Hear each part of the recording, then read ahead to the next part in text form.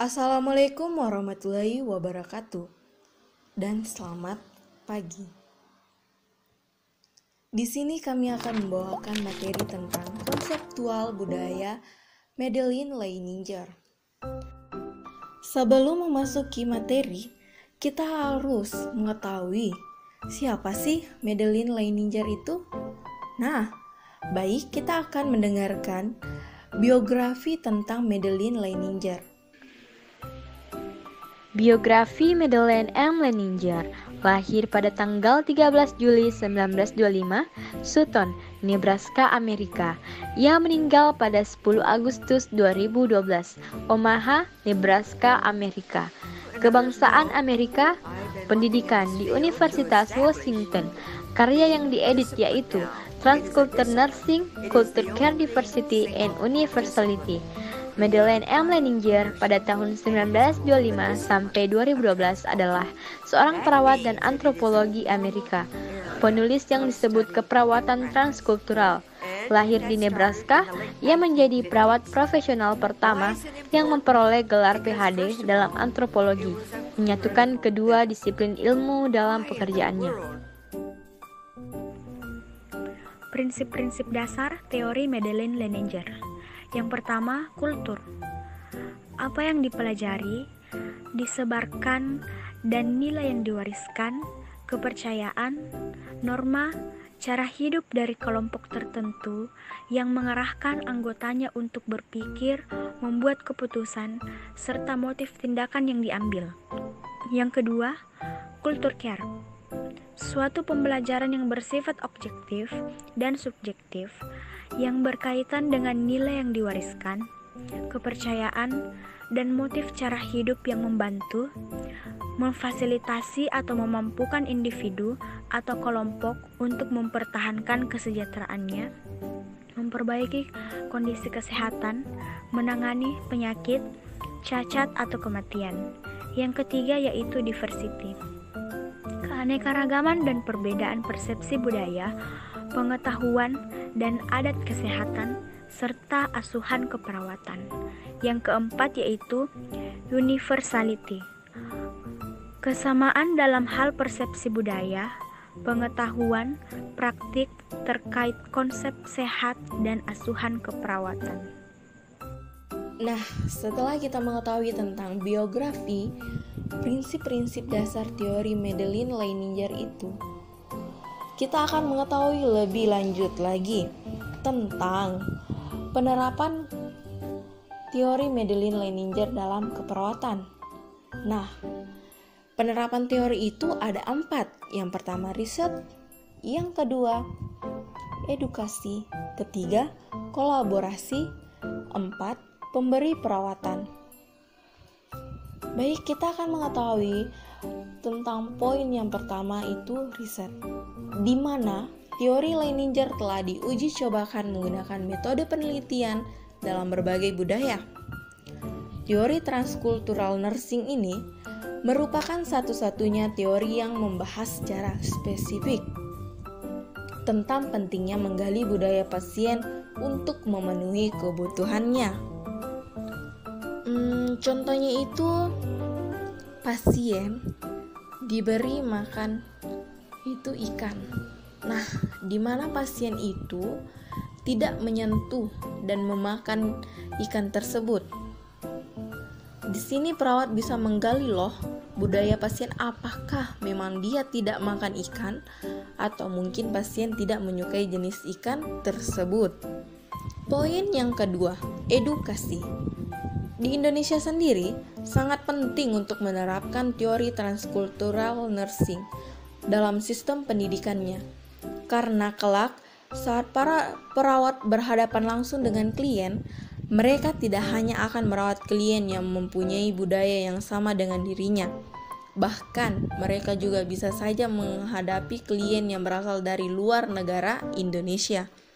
Contohnya itu pasien yang suku Batak, yang kalau bicara itu keras.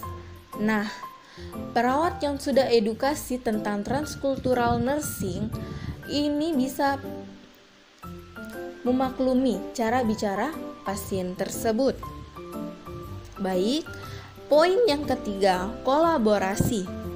Dalam mengaplikasikan teori Leininger di lingkungan pelayanan kesehatan memerlukan suatu proses atau rangkaian kegiatan sesuai dengan latar belakang budaya klien. Hal ini akan menunjang ketika melakukan kolaborasi dengan klien ataupun dengan staf kesehatan yang lainnya. Contohnya itu di Jawa ada tradisi oyok. Tradisi yang menggoyang-goyangkan perut ibu hamil pada usia kehamilan 3 bulan sampai 9 bulan. Masyarakat setempat percaya tradisi oyok mampu mengurangi keluhan pada kehamilan. Persalinan akan lancar dan memberi kenyamanan dan ketenangan pada ibu hamil. Dan ternyata tradisi ini memberikan dampak yang positif bagi kondisi psikologis ibu. Tetapi seperti yang kita ketahui, hal tersebut berbahaya bagi kondisi kesehatan janin. Disinilah kita bisa melakukan kolaborasi dengan pasien untuk kedepannya lebih mengutamakan komunikasi interpersonal antara bidan dan ibu hamil. Selanjutnya itu poin keempat, pemberi perawatan. Perawat sebagai caregiver diharuskan memahami konsep teori transkultural nursing, karena bila hal tersebut diabaikan oleh perawat akan mengakibatkan terjadinya cultural shock atau cultural imposition.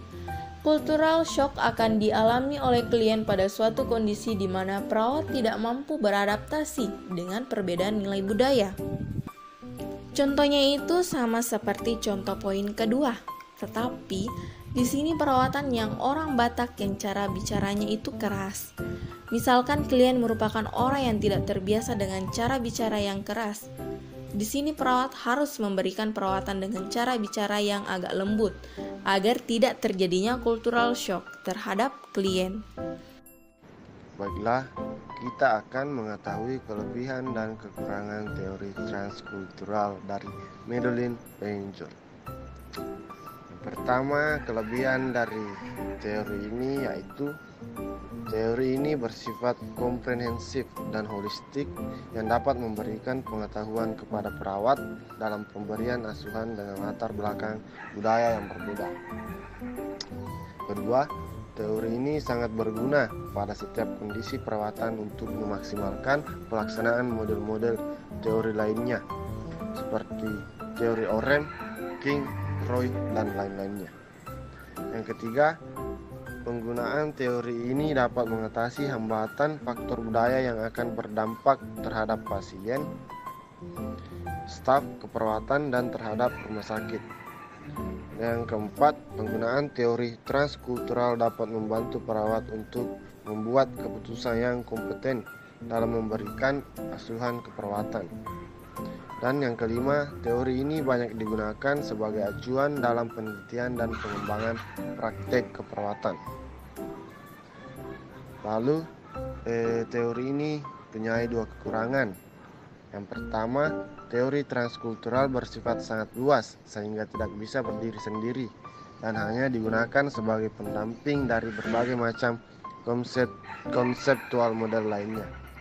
Dan yang kedua, teori transkultural ini tidak mempunyai intervensi spesifik dalam mengatasi masalah keperawatan sehingga perlu dipadukan dengan model teori lainnya. Itulah materi tentang konseptual budaya Madeleine Leininger, di mana kita sudah mengetahui biografi dari Madeleine Leininger dan materi yang telah disampaikan. Dapat kita simpulkan, garis besar teori Leininger adalah tentang culture care diversity dan universality, atau yang lebih dikenal dengan transcultural nursing. Berfokus pada nilai-nilai budaya, kepercayaan, dan pelayanan kesehatan berbasis budaya, serta di dalam teorinya membahas khusus kultur, culture care, diversity, universality, worldview, etnohistory. Tujuan penggunaan keperawatan transkultural adalah mengembangkan sains dan pohon keilmuan yang humanis, sehingga tercipta praktik keperawatan pada kebudayaan yang spesifik dan universal. Dalam teori ini, terdapat beberapa kelebihan dan juga kekurangan yang perlu diperbaiki dan dipertahankan.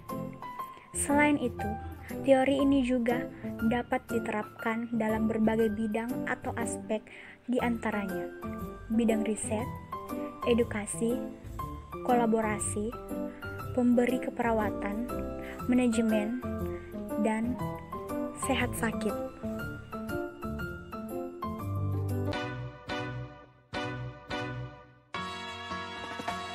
Singing low while I pop a bottle off of your chain swinging, clang clang, and it costs a lot. Bitch, I'm always at the